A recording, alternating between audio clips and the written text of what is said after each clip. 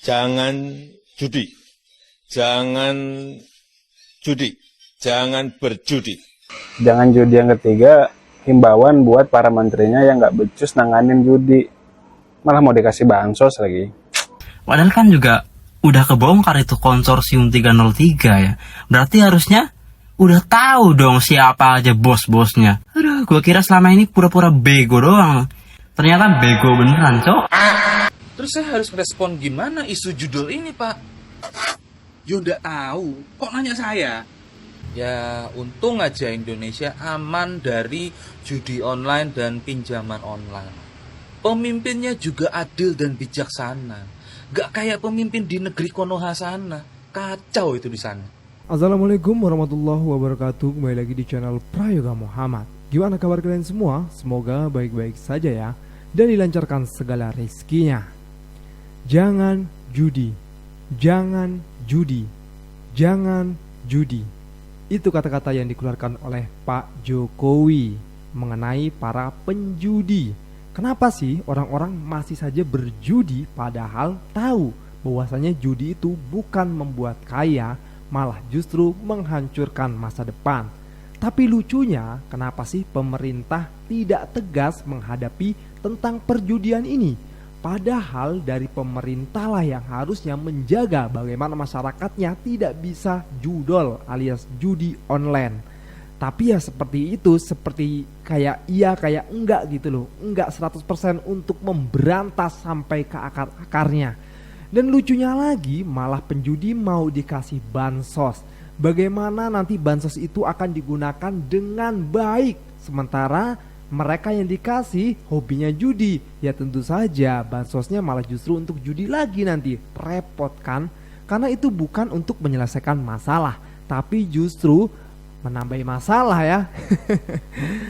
Nah ini pun akhirnya dikomentari oleh para netizen ya. Masih berlanjut ini guys. Makanya para netizen harus pantau terus biar pejabat kita menjadi pejabat yang lebih baik lagi gitu loh. Oke teman-teman semua, langsung saja kita lihat videonya. Jangan judi, jangan judi, jangan berjudi. Jangan judi yang pertama buat di polisi. Jangan judi yang kedua buat di TNI. Jangan judi yang ketiga, himbauan buat para menterinya yang nggak becus nanganin judi. Malah mau dikasih bansos lagi.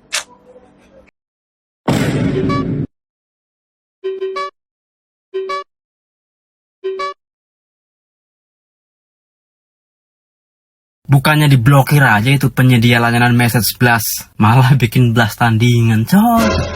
Gue udah risih banget tiap hari di spam message blast, SMS, WhatsApp, Messenger. Kominfonya malah ikut-ikutan, cok. Tolong. Padahal mah gampang banget itu kerja sama-sama PPATK, tracking dari rekening depo, transit rekening terakhirnya atas nama siapa. Itu rekening terakhir kan ada identitasnya, tinggal OTT aja, sesimpel itu. Astaga. Padahal kan juga udah kebongkar itu konsorsium 303 ya. Berarti harusnya udah tahu dong siapa aja bos-bosnya. Aduh, gue kira selama ini pura-pura bego doang. Ternyata bego beneran, cok. Aduh, kacau sekali ya guys. Nih ya, berita terkacau hari ini. Menko PMK usul masukkan korban judi online menjadi penerima bansos. Jadi kalian yang kerja keras banting tulang, gajinya dipotong. Yang judi online malah dikasih bantuan, Pak. Berarti gaji bulanan full di top up ke slot. Kebutuhan keluarga dibantu pemerintah. Ini bukan memberantas, malah full senyum mereka, Pak. Kalau emang disuat seperti ini, sekalian aja bikin timnas judi online. Nanti perekrutannya siapa yang duluan bangkrut itu diterima gitu, Pak. Atau siapa yang duluan kebakar. Ini contoh netizen yang sudah frustasi dengan pemerintahnya. Kenapa semakin hari semakin lucu ya? Aduh, kacau betul. Selamat buat korban judi online. Anda mendapatkan dana segar buat depo, bro. Muhajir Effendi mengatakan banyak keluarga miskin yang baru akibat judi online, maka harus mendapatkan perhatian dan tanggung jawab dari pemerintah. Woi Pak Muhajir, bertambahnya kemiskinan kok nyalahin judo? Kemiskinan bertambah akibat pemerintah nggak becus mengelola negara ini, sehingga masyarakat miskin bertambah dan judi online dijadikan pelarian untuk mencari keberuntungan bagi mereka. Jangan dibalik-balik. Rakyat miskin ya menyalahkan judi online, lalu pemerintah seolah-olah jadi hero kesiangan. Padahal kemiskinan diproduksi oleh pemerintah ya. Dan judi online dijadikan pelarian rakyat miskin. Pak Muhajir, Bu Menteri, kan sekolahnya tinggi-tinggi tuh. Kok berpikirnya bengkok kayak gini? Pura-pura bodoh? Apa bodoh beneran? Apa nyari-nyari celah buat nyunat anggaran? Nah, nyari ladang korupsi. Kalau begitu sih solusinya, bukan kelar masalahnya ya. Lama-lama negara ini bubar. Saya bicara seperti ini, saya mengingatkan Anda karena saya bukan rakyat yang apatis dan masa bodoh dengan keadaan bangsanya sendiri. Dan saya masih sayang dengan negeri ini, Bung. Alhamdulillah, terima kasih untuk pemerintah yang peduli kami para korban judi online. Dan ini kita sudah menerima bansos, lumayan lah ya sembako. Ini kalau di total 100 ribuan lah ini totalnya sembakonya. Bisa sih ntar dijual lagi ke teman gocap buat depo lagi ya kan, buat main cemek lumayan. Ya, begitulah Bang. Mau gimana lagi ya? Padahal netizen juga udah pada ribut gitu loh. Bukannya pemerintahnya makin cerdas kok malah makin seperti ini gitu ya. Harusnya ocehan dari netizen itu dijadikan aspirasi gitu ya, untuk membenahi gitu. Bagaimana sih pemerintah itu harus melakukan sesuatu gitu ya. Melakukan sesuatu yang intinya itu bisa memberikan masyarakatnya itu pembelajaran gitu loh. Bukan malah justru dicekoki seperti kayak bansos gini, dicekoki lagi. Apalagi pemain judi dikasih bansos lagi yang gak masuk gitu loh. Pemain judi KO miskin terus kasih bansos, kan lucu itu, nanti didepokan lagi. Harusnya mikirnya sampai situ, harusnya gitu ya. Kita lanjut lagi videonya. Pak, iya nak, kita tuh harus ngedengerin suara rakyat Konoha loh. Oh Konoha, emang kenapa? Kasihan mereka jadi kecanduan judol. Kita harus berantas judol. Hah? Kenapa kaget gitu Pak? Kita kan juga harus mempertahankan negeri Konoha ini. Kalau semuanya mainan judol, gak bakalan ada yang mau kerja. Bentar, kerja? Kerjaan? Sejak kapan Bapak sediain lapangan kerja buat mereka? Iya juga sih. Tapi, pokoknya kita harus berantas judol ini, Pak. Gini ya, nak. Kalau Bapak mau berantas judol, kita mau makan apa? Hah? Kok bisa gitu? Kamu pikir biaya kampanyein kamu jadi wakil pemimpin Konoha itu dari mana? Kamu pikir biaya yang Bapak kasih buat kamu bikin perusahaan money laundry itu dari mana? Kamu pikir kehidupan kamu yang serba mewah bisa beli barang-barang branded itu dari mana? Astaga, ternyata semuanya itu... Makanya Bapak lagi kebingungan sekarang. Kalau diberantas semuanya, ya bakalan bubar, termasuk keluarga kita. Karena ada perputaran duit antara duit judi online yang dicuci jadi pinjaman online. Nah, hasil cucian duit pinjaman online itu diputar lagi untuk orang-orang yang mainan judol. Biar Dewa Zeusnya mau ngasih petir. Terus saya harus respon gimana isu judol ini, Pak? Yo nggak tahu, kok nanya saya? Ya, untung aja Indonesia aman dari judi online dan pinjaman online. Pemimpinnya juga adil dan bijaksana. Gak kayak pemimpin di negeri Konoha sana. Kacau itu di sana. Apa lu? Keren juga ya sketsanya ya, masuk akal nih. Bapak Presiden Jokowi kita bilang kalau dunia menuju neraka iklim, jangan main-main dengan urusan kekeringan. Udah tahu kekeringan, tapi hutan dibabatin terus. Mohon maaf Pak, saya nggak percaya karena apapun yang Bapak bicarakan pasti berbanding kebalik dengan kenyataannya Pak. Mohon maaf banget Pak, kayak 10 juta lapangan kerja yang akhirnya 10 juta pengangguran genjet, itu baru genjetnya aja loh Pak.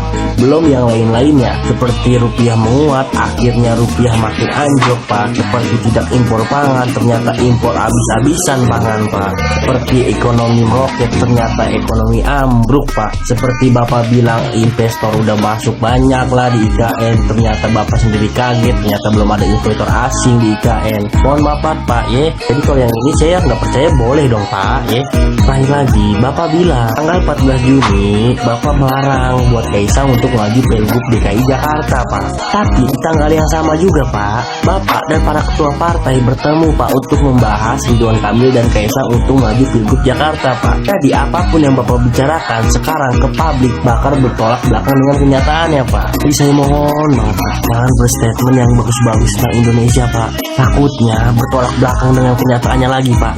Lebih baik gak usah Pak dengan menang aja Pak, udah sambil menikmati akhir jabatan Bapak. Mohon Bapak saya Pak, mohon banget Pak. Salam logika.